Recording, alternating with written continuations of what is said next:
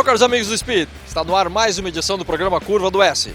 No Curva de hoje, as 500 milhas de Daytona, a estreia dos brasileiros na NASCAR, a história do Rally Mundial, uma entrevista com o piloto Attila Abreu e, como sempre, o segmento de arrancadas. Mas começamos com as 500 milhas de Daytona.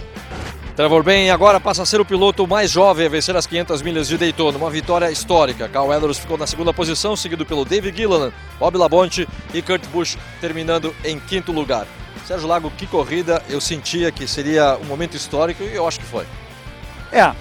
Eu acho que foi um momento histórico, primeiro pelo estilo de corrida, pela primeira vez um estilo de carros em dupla participando da corrida e também, claro, pela vitória do Trevor Bayne. Nesse sentido, sim, eu acho que foi uma prova no sentido histórico. Uma prova completamente diferente do que a gente está acostumado de ver em Daytona. Primeiro que o asfalto novo fez com que dois carros correndo juntos fossem mais rápidos que os trenzinhos.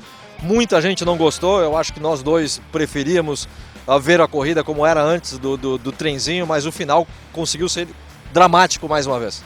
O final dramático, isso aqui é sempre o mais importante, mas acho que ficamos 6 horas na nossa transmissão, a prova total teve 4 horas, ou quase, enfim, foi muito tempo de prova, eu acho. Isso que eu estava falando, histórico, acho que foi histórico sim, mas não foi a prova mais emocionante, acho que a prova acabou demorando um pouco mais, 16 bandeiras amarelas, um recorde também na prova, tudo foi salvo por um mini Big One, pode-se dizer, que tirou de contenção o Jimmie Johnson, o pentacampeão, tirou o Jeff Gordon, tirou mais alguns outros pilotos que podiam estar disputando a prova, e por causa do final, sem dúvida, Trevor Bayne foi uma excelente história. Trevor Bayne, que durante toda a semana, de certa maneira, trabalhando com o Jeff Gordon, aprendendo e colaborando com o Jeff Gordon, ficou sem a parceria do Jeff Gordon na prova e acabou chegando na frente num movimento brilhante. No final, ele fechou bem a porta, fechou sem ser sujo, fechou limpo e mereceu a vitória. Numa prova histórica, faz 10 anos que morreu o Dale Earnhardt. Na volta número 3 tivemos uma margem maravilhosa quando todo mundo fez silêncio, só se escutava o ronco dos motores e todos com o número 3, 3 dedos no ar com a mão direita. Depois, os favoritos, digamos assim, sentimentais, tanto o Kevin Harvick, que substituiu ao Dale Earnhardt, como o filho dele, o Dale Jr., os dois terminaram sem condições de vencer por problemas de motor no Kevin Harvick, e o Dale Jr., perto do final, terminou envolvido no acidente.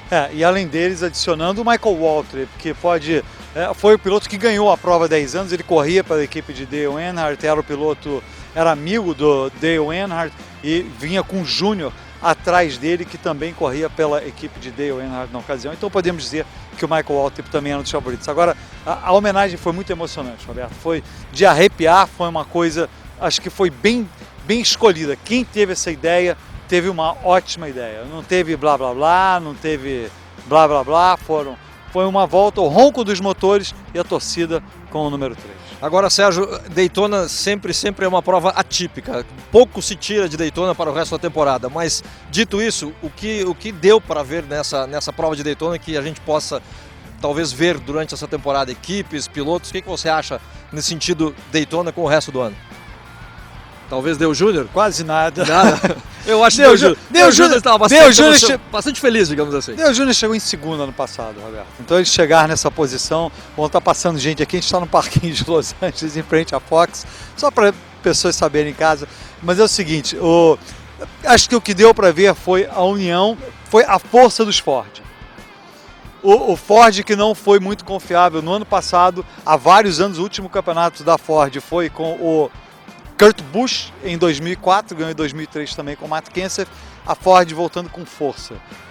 Greg Biffle falou sobre o motor Ford, está confiável, está andando bem, os 3 primeiros foram com motores Ford e a equipe de Jack Roush trabalhou como se fosse trabalhou em conjunto por boa parte da corrida. Para mim, esse é o ponto de destaque.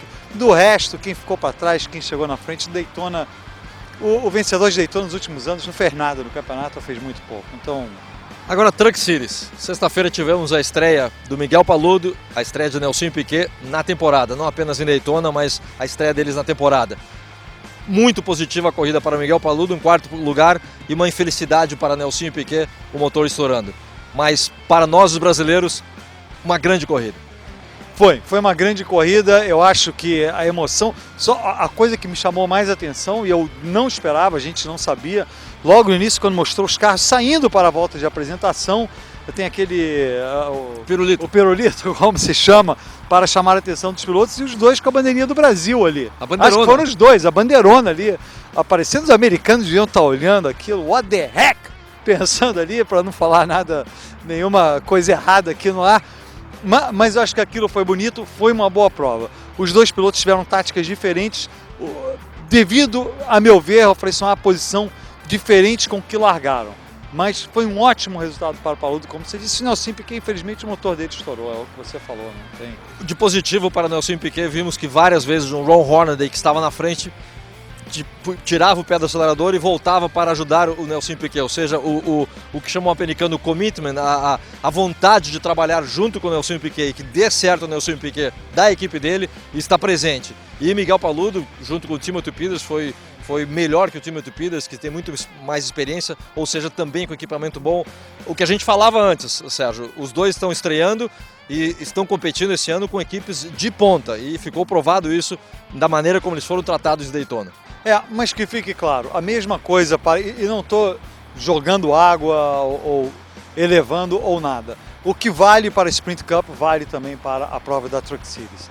A gente tem que ver realmente o desempenho dos dois a partir desse final de semana em Phoenix.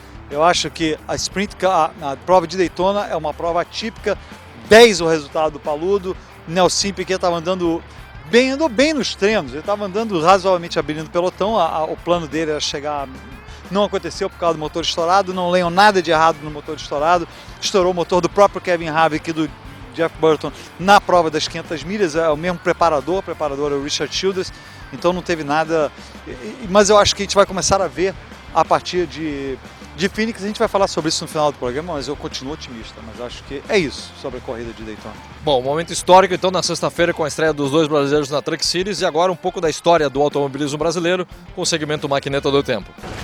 A primeira 1000 milhas brasileiras teve largada ao estilo Le Mans, começando à meia-noite. Os pilotos gaúchos vieram competir com suas poderosas carreteiras, que tinham inigualável potência. A dúvida era em relação à confiabilidade delas. 1000 milhas quando começou, era uma barbaridade, né? Se falar aqui até parece mentira. Cronometragem, você já pensou em fazer cronometragem? 45 carros, 201 voltas, aqueles carros passando, era feito na mão e no olho, né? Cronometragem à mão. Hoje tem fotocélula, computador, funciona tudo sem pôr a mão, né? Cada ponto estratégico de Interlagos tinha uma barraquinha de campanha com 2 soldados ou 3 dentro dessa barraquinha, com hot dog, com uma central no box, que era a única coisa que existia de concreto, e eles tinham uma lanterna vermelha e uma verde, porque toda madrugada Interlagos era nevoenta, Interlagos é entre 2 represas, um vale, e a gente, com aquele sinalização vermelho piscando, é que tinha algum problema, era a única coisa que a gente tinha. E quando estava verde, que estava tudo bom, entendeu? E quando tinha problema, era aquela luzinha, e assim ele se virava. E improvisava tudo, né? Tudo era improvisado. Era um automobilismo, parecia um Farvest naquela época, né? Mas o mundo era daquele jeito. Logo após o intervalo, uma entrevista com o piloto Attila Abreu.